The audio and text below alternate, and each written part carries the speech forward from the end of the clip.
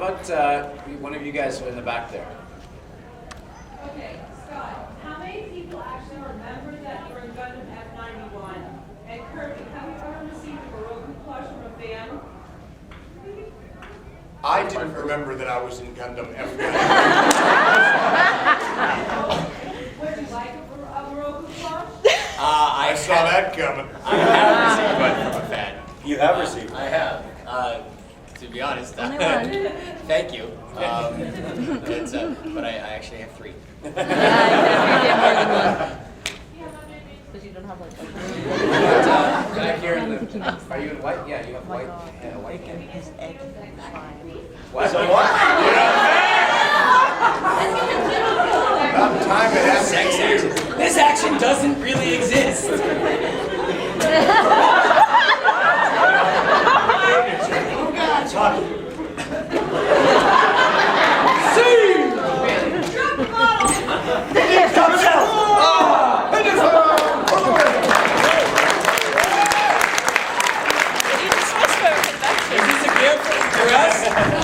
Yeah, that's for us. I wish. At first I thought you said, can I have some hero sex action? That's good too. It's fine too. said yes. I'd be amazed what I can do with a box of Pocky. How about in the very back? Yeah.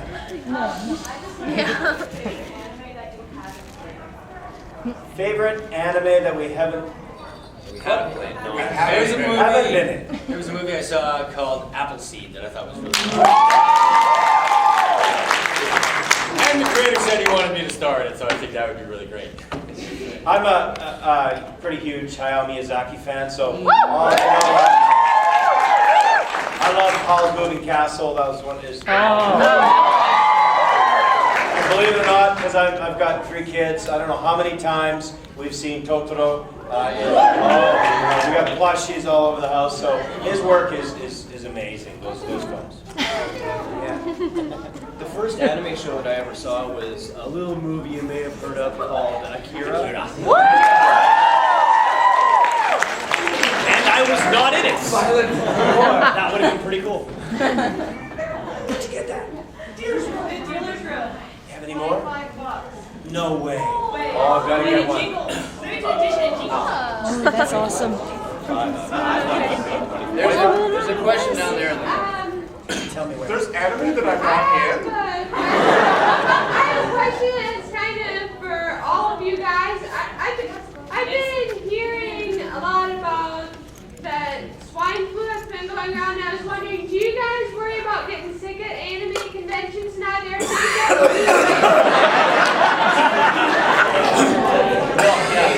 know, once you've had AIDS, everything else is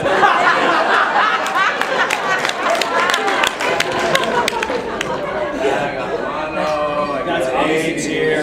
Well, I gotta tell you, from my time going through anime conventions, there's been a surprising amount of cologne and perfume and people who have actually showered. So thank you. Thank you for showering. Thank you for washing. I did a convention a couple weeks ago, and I mean, I'm lucky enough that all the lines that people want me to say are screaming or shouting or maniacal laughter or calling out my eyes or things like that.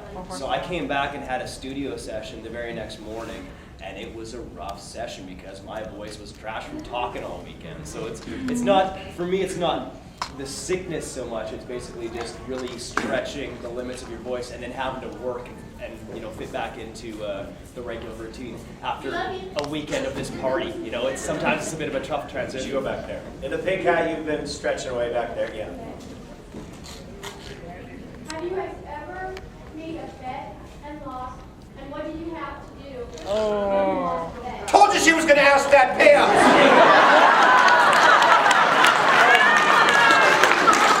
We could have dealt with this later, not in front of everybody.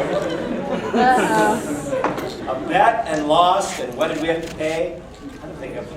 We did mention that we're hockey fans, right? That betting on the Canucks is the same as saying, yes, we have lost. Jake my money now. It's so true. So true. I think the dip, there was a bet there somehow. And we know who lost.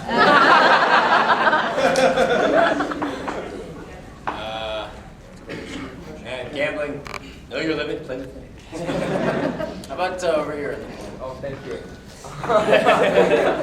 Thank you. So, Brad, you actually have, you had to say some German lines for when you played Nightcrawler, and in your panel earlier, a few days ago, you actually were singing the Mr. Potato Head song in German. Have you ever been inspired to maybe want to learn foreign languages? And then also my second question is, out of all of your maniacal laughter, which one's your favorite?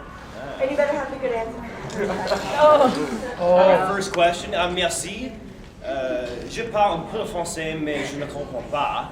As far as languages go, I would love to be able to speak every language on the planet. That would be a cool superpower to have, actually. Just be able to understand and speak fluently every language that there is, even alien tongue. Klingon, I don't know, why not? Right? I wasn't very good in French class about studying. But yeah, it's fun to have opportunities to even learn little bits. You know, us working in Japanese animation, you know, every once in a while Japanese will come. There's a show that I worked on called Black Lagoon. I played it Rock. And I had to, for 2 episodes, I had to speak Japanese. And I don't speak Japanese. So I had to learn what I call Japanese, because it's basically phonetic Japanese for me, right? It's a riot. I wish I could miraculously understand it and whatnot, but that's not happening yet. Maybe one day. Maybe one day I'll work on the Chinaman as well. What was the second question? Favorite maniacal laughter? Yeah. Which one is your favorite out of all your maniacal laughter? Well, this is a Gundam Wing panel, technically, right? So I should probably say the Catcher Laugh. But, you know, I can thank the Catcher Laugh for helping me out with the light laugh for Death Note, because that was a blast. And I've done that probably 24 times so far this weekend. Do it!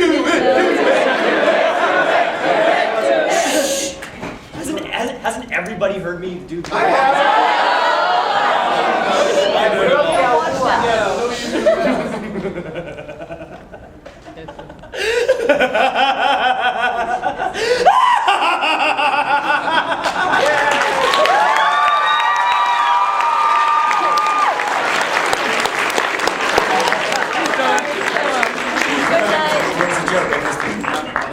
It was a why did the chicken cross the road type joke. Oh, it was hilarious. Trust me, right here in the middle there, yeah. All right, not done with you, Brad. Do you remember your character from Zoids? Can you say his catchphrase?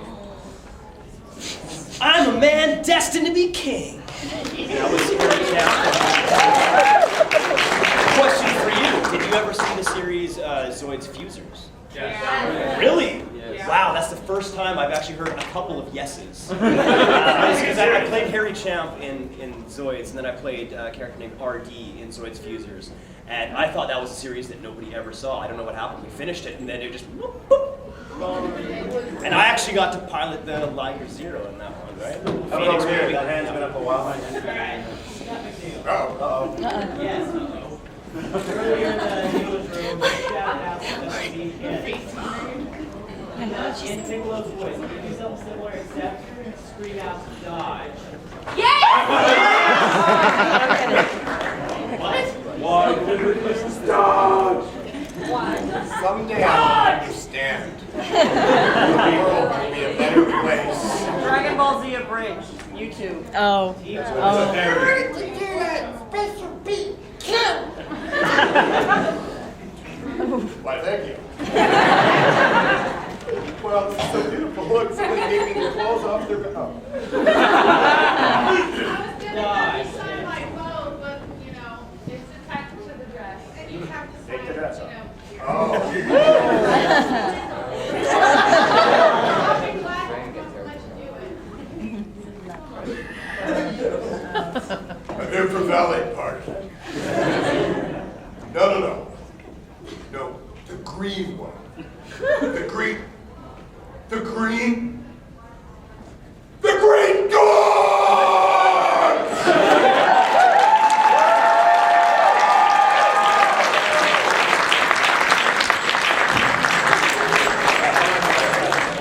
back. Get in the way in the back. Louder, louder. What was your favorite scene? Favorite scene. That's a good sign. He does that, doesn't he? In Gundam. Mine's where all the other Gundams came up and said, man, you're the toughest, you kick all our asses. That might have just happened in my mind. What's happening in my mind right now? This is where you suddenly notice that they really are Canadian. It's like, oh my god, I don't know where to look. All talk, no action. Well, that ain't one of those great There's little bills for that.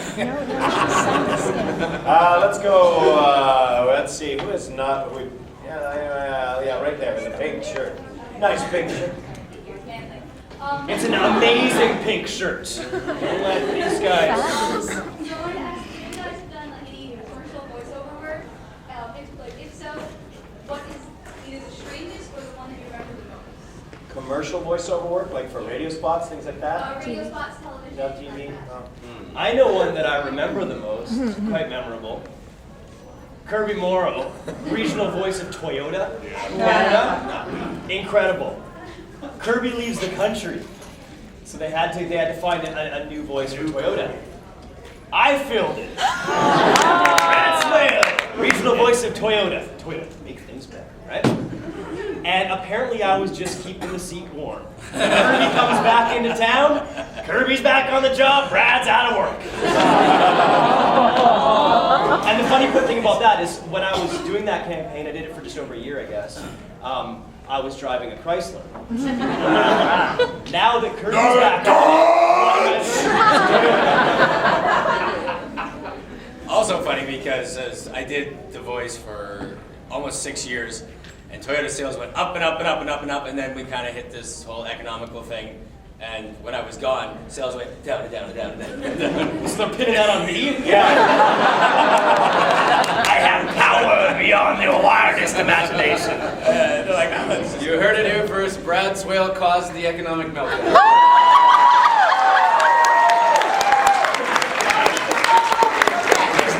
I lost my job because of you. Hey, you're welcome.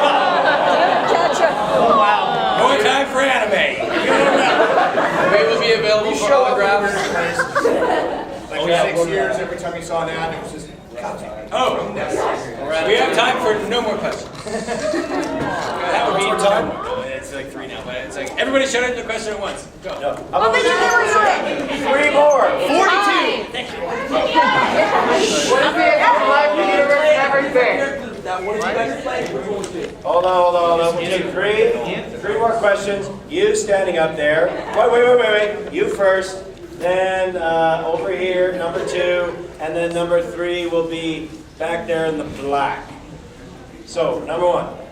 Can Heero enter into the scene where Heero blows up and it's when Heero wakes up and he explains to Troa that it hurts like hell. Yes. That hurts like hell. Then Troa laughs. What about it? I'll do it if you do it. Yeah, you got to say what the lines are. You do it. If you do it first, then we'll do it. Do the lines. We don't know It's a this. scene where, okay, anyway, it's, And action. It hurts like hell. So who says what does death feel like? Troa asks Heero. And you say it hurts like hell. And you're one line. What's death feel like? Yeah. What's death feel like? What does death feel like? It hurts like hell.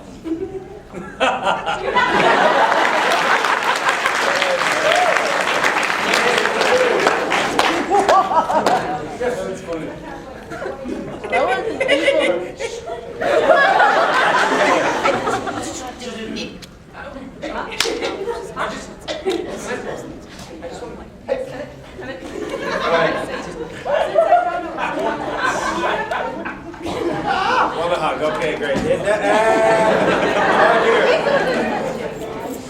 Here's a question for Scott. Say it loud. Since that was for Scott, we get Scott. Last question for you. Where do I? Do you play Allied? Or do I have to answer that?